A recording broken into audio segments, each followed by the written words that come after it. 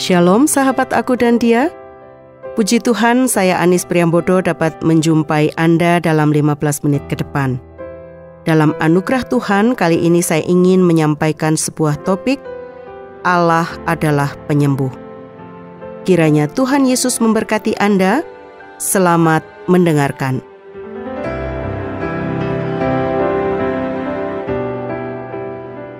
Sahabat, ada banyak orang yang membutuhkan doa kesembuhan.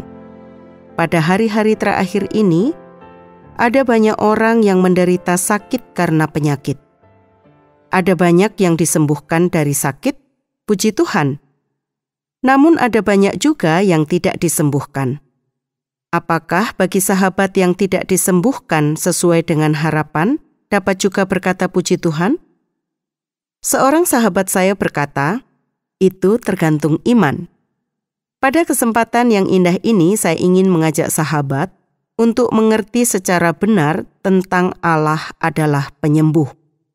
Konsep Alkitab tentang kesembuhan lebih luas dari sekedar kelepasan dari rangkaian gejala sakit jasmani.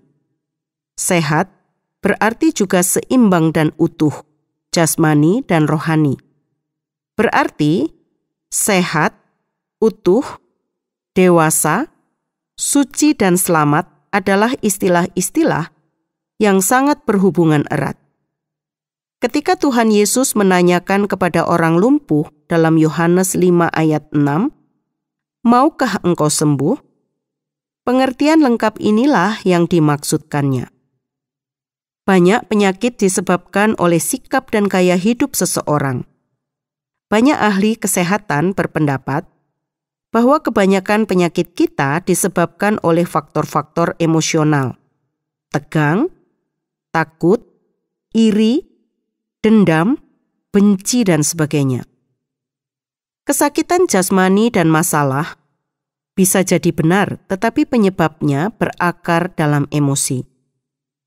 Pecandu rokok mungkin mengidap berbagai penyakit seperti sakit paru-paru, kanker, tekanan darah tinggi, dan sebagainya yang juga mempengaruhi mulut, tenggorokan, paru-paru, dan jantung. Pengguna alkohol bisa membawa akibat buruk baik pada emosi maupun jasmani pemakai. Banyak di antaranya yang tak dapat lagi disembuhkan, seperti luka pada saluran makanan, hati yang rusak, dan otak yang rusak. Kebanyakan atau kekurangan makan pada waktu yang lama juga akan membawa pengaruh buruk pada kesehatan. Namun demikian, banyak pula penyakit yang bukan disebabkan oleh penyalahgunaan kesehatan, menyia-nyiakan tenaga atau masalah emosional. Banyak orang yang memang sakit. Tentang orang yang buta dari lahir, Yesus berkata, "Bukan dia dan bukan juga orang tuanya, tetapi karena pekerjaan-pekerjaan Allah harus dinyatakan di dalam dia." Yohanes 9 ayat 3. Pikirkan mereka yang cacat sejak lahir, penyakit keturunan, korban kecelakaan, korban kelalaian atau korban penyiksaan orang lain, infeksi, dan penyakit-penyakit virus. Hal-hal yang sudah saya sebutkan tadi untuk menegaskan bahwa kesembuhan dapat dilihat dari banyak aspek. Di antaranya, Allah menyembuhkan melalui kelahiran baru. Ketika seseorang menjadi ciptaan baru di dalam Kristus, 2 Korintus 5 ayat 17, ditemukan bahwa Yesus dapat memenuhi segala kebutuhan. Banyak yang menyaksikan bahwa ketika rohani mereka dibereskan, dan hidup mereka mulai dijalankan dalam tujuan hidup dan hubungan yang benar dengan Allah, penyakit mereka pun disembuhkan. Allah menyembuhkan melalui pengakuan dosa. Banyak orang Kristen yang hidupnya sengsara, lemah, dan sakit-sakitan karena ketidaktaatan dan dosa yang tidak diakui. Orang-orang demikian akan dapat pulih kembali jika mereka menyelesaikan dosa mereka. Pemazmur berkata, "Dia yang mengampuni segala kesalahanmu yang menyembuhkan segala penyakitmu. Dia yang menebus hidupmu dari lubang kubur, yang memahkotai engkau dengan kasih setia dan rahmat. Mazmur 103 ayat 3-4. Allah menyembuhkan melalui tindakan campur tangannya yang ajaib sesuai dengan kehendak dan rencananya yang berdaulat. Banyak contoh dikemukakan Alkitab. Bukti-bukti masa kini pun ada. Namun demikian, Allah tidak menyembuhkan semua mereka yang memohon padanya atau yang berdoa bagi orang lain. Allah tidak membedakan orang, Kisah Para Rasul 10 ayat 34.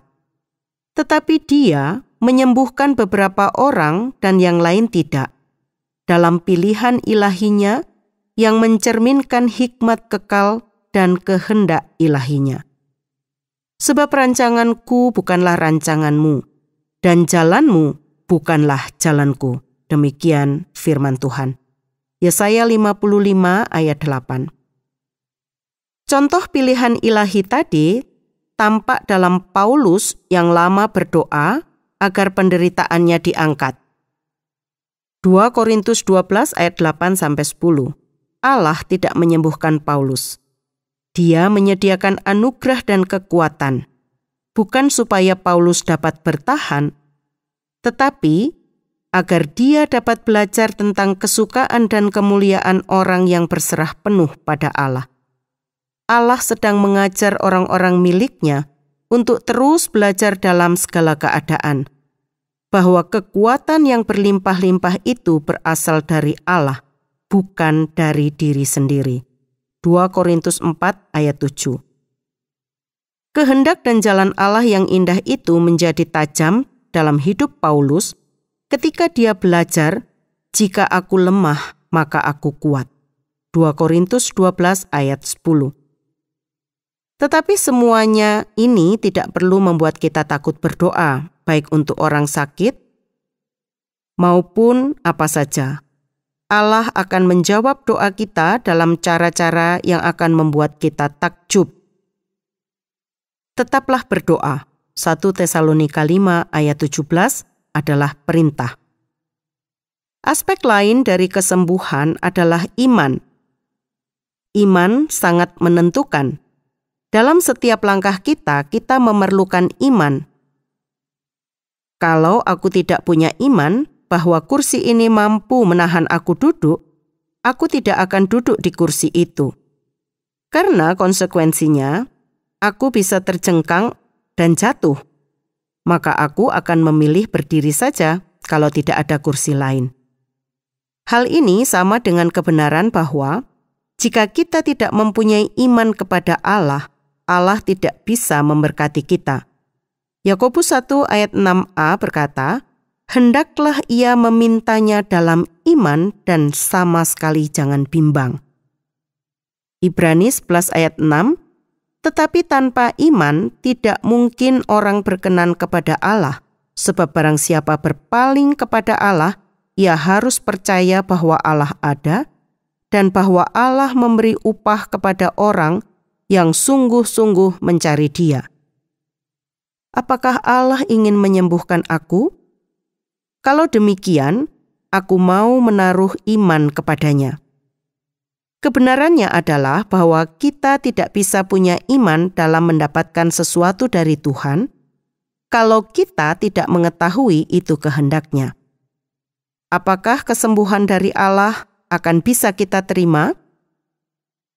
Sahabat, dalam kitab Keluaran 15 ayat 26, firman-Nya, "Jika kamu sungguh-sungguh mendengarkan suara Tuhan Allahmu dan melakukan apa yang benar di matanya dan memasang telingamu kepada perintah-perintahnya dan tetap mengikuti segala ketetapannya, maka aku tidak akan menimpakan kepadamu penyakit manapun yang telah kutimpakan kepada orang Mesir. Sebab aku Tuhanlah yang menyembuhkan engkau." Pada bagian ini Allah menyampaikan persyaratan yang harus dilakukan bangsa Israel. Dengan jelas, Ia memberitahu mereka bahwa sekarang setelah terbebas dari Mesir dan berada di padang gurun, mereka harus berperilaku baik dan sesuai dengan pembawaan diri mereka sendiri. Mereka akan baik-baik saja atau menderita, di sanalah diberikan Tuhan ketetapan-ketetapan dan peraturan-peraturan dan memberlakukan semuanya itu kepada mereka. Di sanalah Tuhan mencobai mereka. Tuhan menguji mereka, menyatakan mereka sebagai orang yang menjalani masa pencobaan supaya layak mendapatkan perkenanannya. Pendek kata, Dia memberitahu mereka apa yang Ia harapkan dari mereka, dan itu adalah dalam satu kata, ketaatan. Mereka harus dengan rajin mendengarkan suara Tuhan, memasang telinga kepada perintah-perintahnya, supaya tahu kewajiban mereka dan tidak melanggar aturan dengan sikap acuh tak acuh. Dan mereka harus berhati-hati dalam setiap hal, supaya melakukan yang benar di pemandangan Allah dan mengikuti segala ketetapannya. Mereka tidak boleh berpikir bahwa karena sekarang sudah terbebas dari kungkungan Mesir, mereka tidak lagi memiliki tuan yang berkuasa atas mereka, melainkan mereka sendiri yang menjadi tuan atas diri sendiri. Tidak, mereka harus memandang diri sebagai hamba-hamba Allah, sebab Ia telah membuka ikatan-ikatan mereka. Apa yang dapat mereka harapkan dari Dia dengan keadaan mereka ini? Aku tidak akan menimpakan kepadamu penyakit manapun, yaitu aku tidak akan menimpakan kepadamu tulah-tulah apapun dari Mesir. Hal ini mengisyaratkan bahwa jika mereka memberontak dan tidak taat, maka segala tulah yang telah mereka lihat tertimpa kepada musuh-musuh mereka itu akan ditimpakan ke atas mereka juga. Demikianlah yang diancamkan kepada mereka. Ulangan 28 ayat 60. Hukum-hukuman Allah atas Mesir, yang bagi Israel adalah rahmat yang membuka jalan bagi pembebasan mereka, sekaligus juga menjadi peringatan bagi Israel, dan dirancang untuk mengejutkan mereka supaya berlaku taat.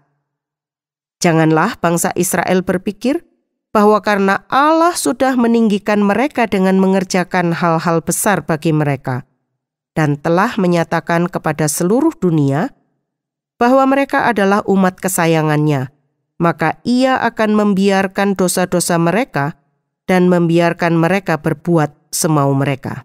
Tidak, Allah tidaklah membeda-bedakan orang.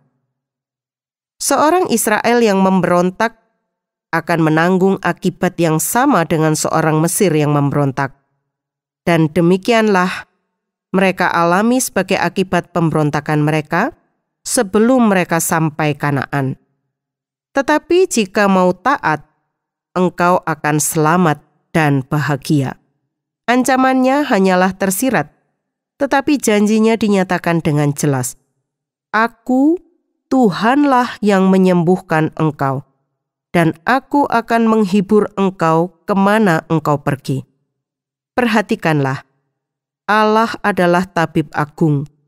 Jika kita sampai terpelihara dengan baik, itu karena Dialah yang menjaga kita. Jika kita sembuh, itu karena Dialah yang memulihkan kita. Ia adalah kehidupan kita dan keberlangsungan hari-hari kita.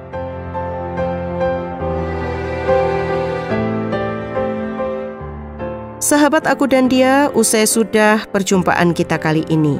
Bila Anda ingin membagikan kisah Anda atau Anda ingin memberi usul maupun pertanyaan, hubungi kami melalui SMS atau WA ke nomor 081 333 777 386. Saya Anis mohon pamit. Sampai jumpa.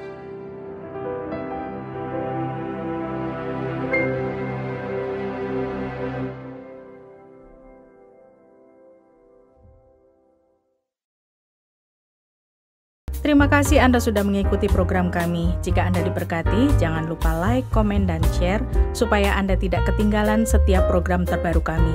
Jangan lupa juga untuk subscribe channelnya dan nyalakan loncengnya. Jika Anda ingin mendukung pelayanan kami, bisa melalui rekening kami berikut ini atau menghubungi kami di sini.